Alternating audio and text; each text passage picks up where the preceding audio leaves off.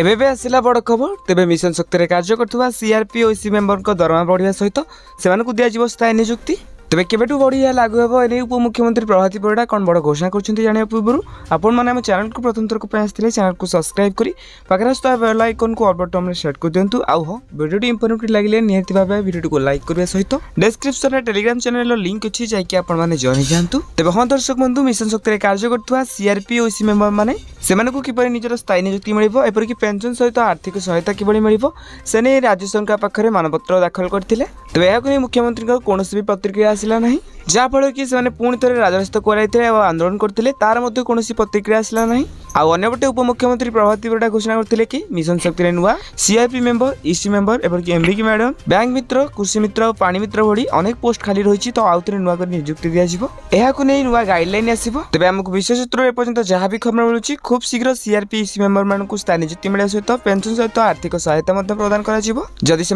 दरमा वृद्धि हुए 15,000 टंका पर्यंत वृद्धि हे बोली विशेष सूत्र खबर मिलूँ तेज घोषणा करागले आपण जनईदेवु से चैनल को सब्सक्राइब करूँ आ हाँ ये वीडियो क्यों देखते निहाती भाव कमेंट बॉक्स में कमेंट करूँ।